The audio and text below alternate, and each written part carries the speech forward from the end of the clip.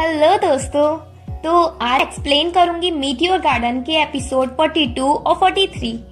तो जल्दी से स्टार्ट करते हैं एपिसोड 42। यहाँ हमें सबसे पहले लेई दिखाया जाता है और कोई उसे कॉल करके कहता है, लेई क्या तुम लंदन से वापस आ गए हो। ड्रामा में आता है सडन ट्विस्ट। दामिंची और सनशाइन एक बीच पर हैं। कहाँ से आए, कौन लाया, अभी कुछ पता नहीं। सनशाइन और दामिंची को होश आता है और वो खुद को इस जगह देखकर हैरान होते हैं। उन दोनों के फोन भी गायब हैं। इधर मिसेस दामिंग मिसेस यू पर गुस्सा होती हैं कि उन्होंने दामिंची को क्यों बाहर जाने दिया। मिसेस यू कहती हैं घर पर वो कुछ भी नहीं खा रहा था इसलिए।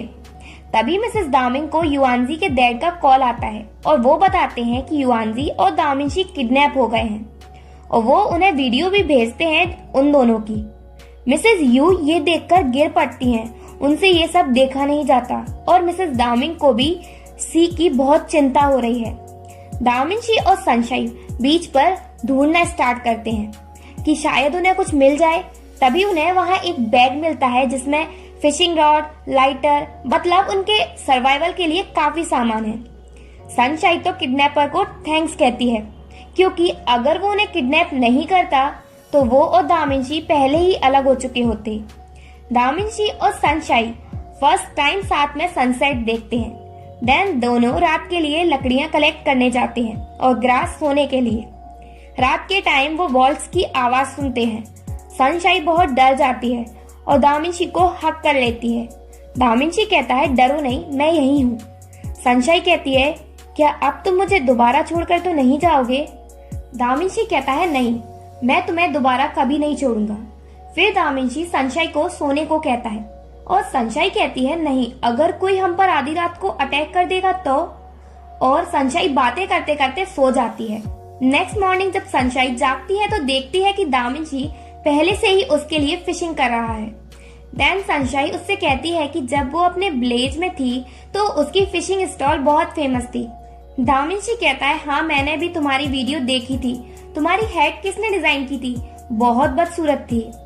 फिर दामिंची कहता है सनशाइन जब तुम विलेज में थी तो सिर्फ लेई ही तुम्हारे साथ था। मैंने तो सिर्फ तुम्हें हर्ट किया। शायद लेई तुम्हें मुझसे ज्यादा खुश रख सकता है। सनशाइन कहती है दामिंची तुम इडियट हो। तुम कहते हो कि तुम मुझे लाइक करते हो और अब तुम मुझे किसी और की तरफ पुश कर रहे हो। क्या तुम्हें लगता है मैं किसी और के साथ खुश रहूंगी। सनशाइन दामिंची से गुस्सा हो जाती है। दामिंची सनशाइन को अपने पास खींचकर हक कर लेता है और कहता है लंदन में मैंने तुमसे ब्रेकअप किया। इस बात का मुझे बहुत पछतावा है, पर अब मैं तुम्हें नहीं जाने दूंगा। संघाई में सनशाइन के फ्रेंड्स बहुत परेशान हैं क्योंकि ना तो उनका सनशाइन से कांटेक्ट हो पा रहा, ना मेइजो और शीमेन से। दामिंची और सनशाइन अब फॉरेस्ट में जाते हैं रास्ता ढूंढने और किडनैपर्स को भी ढूंढने। रास्ते में वो फिसल जाते हैं और सनशाइन के हाथ में लग जाती है तो दामिंची सनशाइन की शर्ट से थोड़ा सा कपड़ा फाड़कर उसके हाथ पर बांध देता है। सनशाइन कहती है ये बहुत अगली है। दामिंची कहता है तुम्हारी हेड से तो अच्छा ही है।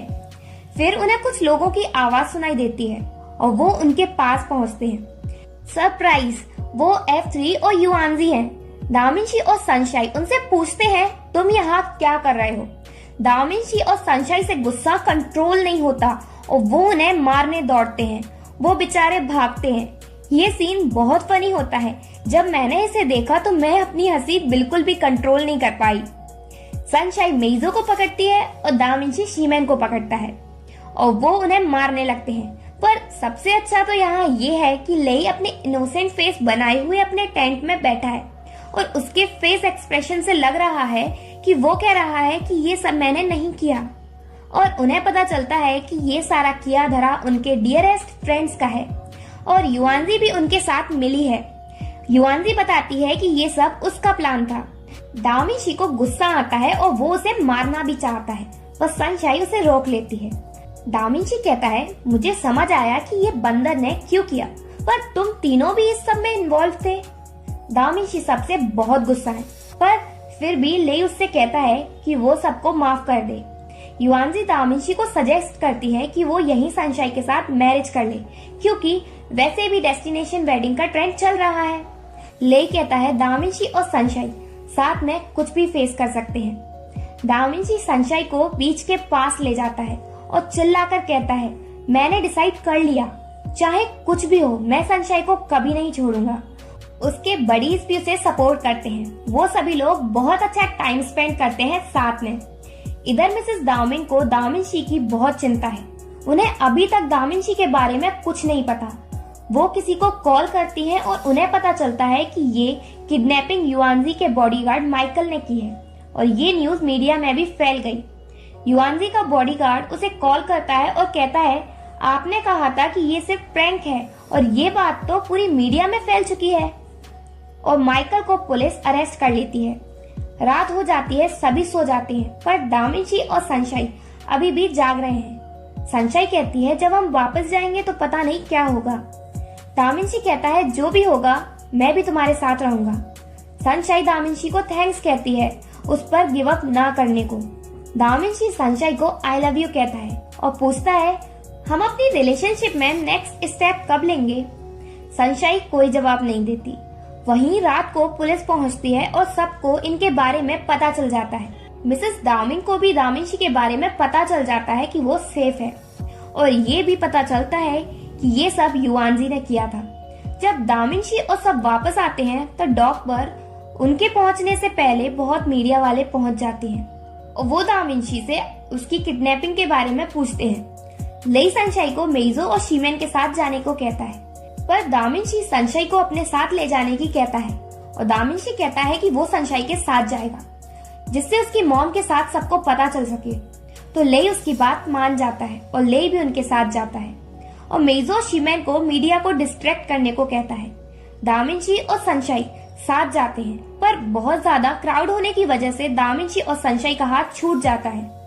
दामिनशी सनशाइन को वापस लेने जाता है, तभी उस क्राउड में कोई आकर दामिनशी के पेट में चाकू मार देता है और कहता है, ये इसलिए क्योंकि तुम दामिनशी हो। दामिनशी वहीं गिर जाता है। पुलिस वहां क्रिमिनल को पकड़ लेती है। दामिनशी को जल्दी से हॉस्पिटल ले जाया जाता है और उसके साथ सनशाइन और F3 भी जाते हैं। सनशाइन बहुत रो रही है तो लेई उसके पास आता है और कहता है, सब ठीक हो जाएगा। सनशाइन कहती है, मैं ज्यादा ग्रीडी हो गई हूँ, इसलिए हेवन हमें पनिश कर रहा है। लेई कहता है, ये पनिशमेंट नहीं, ये तुम्हारा टेस्ट है और जो इस टेस्ट को पास करता है उसे हैप्पीनेस मिलती है। वहां पुलिस पहुंचती है। लेई उनसे पूछता है कि ये किसने और क्यों किया। वो बताते हैं कि हमने 2 लोगों को पकड़ा है और वो कह रहे हैं कि वो पहले दामिंग ग्रुप में वर्क करते थे।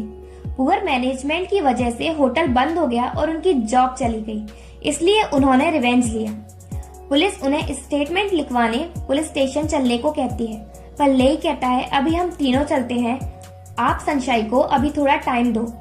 वो तीनों पुलिस स्टेशन चले जाते हैं। सनशाइन वहां अकेली है। जब डॉक्टर बाहर आते हैं तो सनशाइन उनसे दामिनशी के बारे में पूछती है। वो कहते हैं सर्जरी सक्सेसफुल रही और वो अब सेफ है। युआनजी सनशाइन के पास आती है और कहती है ये सब उसकी गलती है, पर सनशाइन कहती है इसमें उसकी कोई गलती नहीं है। मिसेस दाओमिंग हॉस्पिटल पहुंचती हैं और दामिनशी के पास जाती हैं और अपने मैनेजर से कहती हैं कि वो नेक्स्ट फ्लाइट लंदन की बुक करें। मिसेस यू पूछती हैं कि वो ऐसे टाइम में कैसे जा सकती हैं। दामिनशी के पास रहना उनका जरूरी है।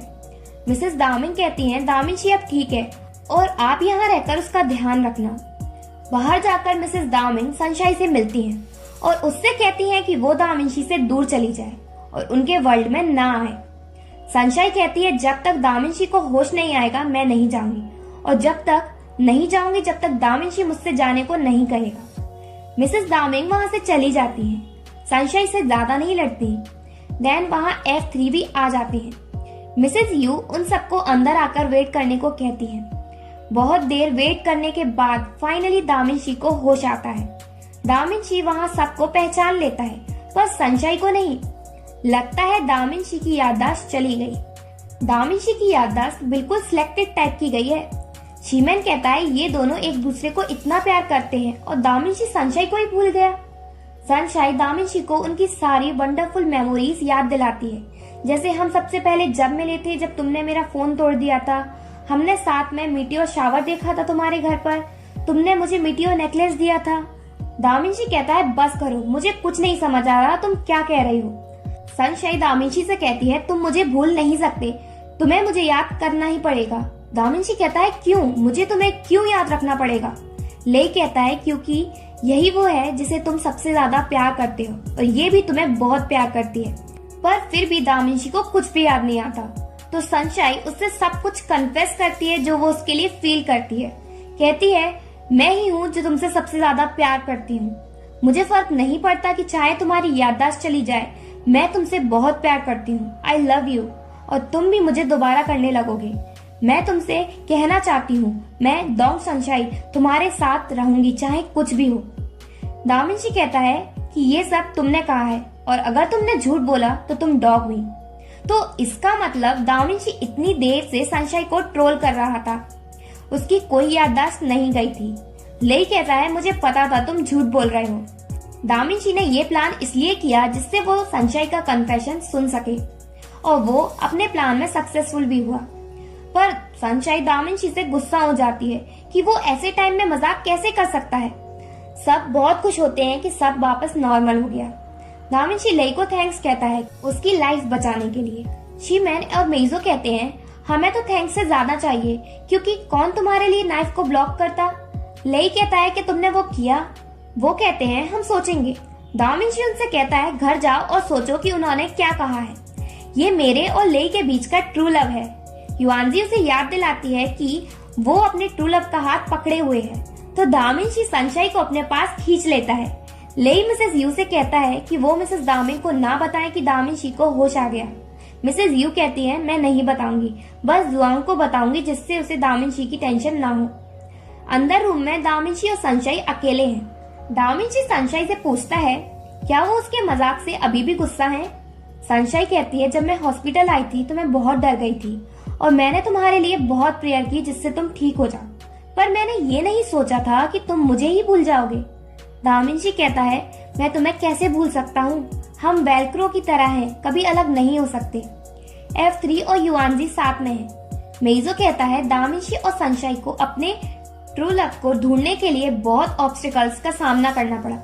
शीमैन मेइजो की बात से एग्री नहीं करता और कहता है मैं अपने ट्रू लव को ढूंढने के लिए ये सब नहीं करूंगा।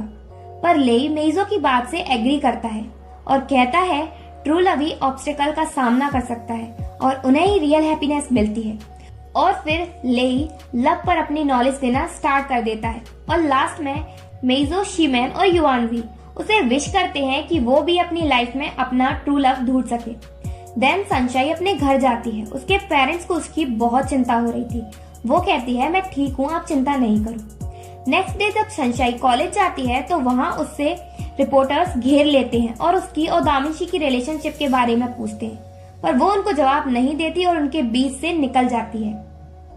उसके फ्रेंड्स को उसकी बहुत चिंता हो रही थी और वो सनशाइन और दामिंशी से मिलने हॉस्पिटल भी जा रहे थे, पर शीमैन ने उनसे मना कर दिया था। सनशाइन कहती है अब सब ठीक है। जुआंग जिए अपने ब्रदर से बात करती है और सबसे पहले वो अपना नेम पूछती है।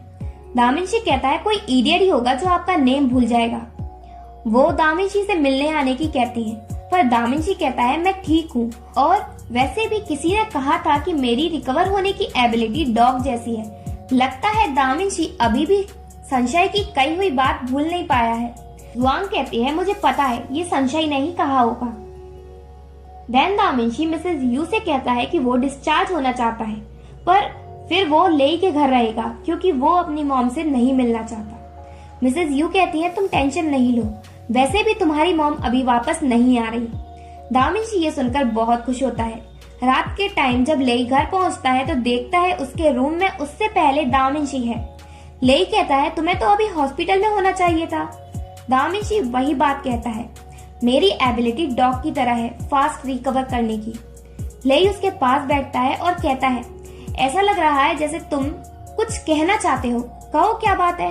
दामिंशी कहता है मैं सनशाइन से मैरिज करना चाहता हूँ। लेई कहता है करो, मुझे कोई प्रॉब्लम नहीं। दामिंशी कहता है पर सनशाइन को है। लेई कहता है सनशाइन तुम्हारी मॉम के लिए वरिड है। दामिंशी कहता है मैं खुद भी अर्न कर सकता हूँ, इसके लिए मुझे अपनी मॉम पर डिपेंड क्यों रहना। लेई कहता है तो प्रॉब्लम ये है कि सनशाइन नहीं चाहती कि उसकी वजह से तुम और तुम्हारी मॉम में झगड़ा हो। दामिंशी कहता है तुम्हें सनशाइन के बारे में बहुत पता है। लेई कहता है ये नहीं कहना कि तुम जेलस हो रहे हो। दामिंशी कहता है इस टाइम नहीं, और मेरे पास ऑलरेडी एक प्लान है। पहले मैं संशय से मैरिज करूंगा और अपना बनाया हुआ सीक्रेट प्लान अपनी मॉम को बताऊंगा, जो मैंने बहुत पहले तैयार कर रखा है। और दामिन ग्रुप को होटल ग्रुप में चेंज करूंगा न्यू कॉन्सेप्ट के साथ। लेई उससे उसका सीक्रेट प्लान पूछता है। दामिंशी कहता है सीक्रेट प्लान सीक्रेट है, मैं तुम्हें कैसे बता सकता हूँ। और वो अपना प्लान लेई को नहीं बताता। अब शायू के पार्ट में ड्रामा में इंटरेस्टिंग ट्विस्ट आता है। शायू शियोजिंग की क्लासमेट बन जाती है, वे ऑफ टी की क्लास में, जिस बात का उसे नहीं पता। शायू शियोजिंग के साथ सेल्फी लेती है और अपनी सोशल मीडिया पे पोस्ट कर देती है। और यही एपिसोड 43 एंड होता है। अगर आपको मेरी वीडियो अच्छी लगी हो तो प्लीज लाइक माई वीडियो और सब्सक्राइब टू माई चैनल।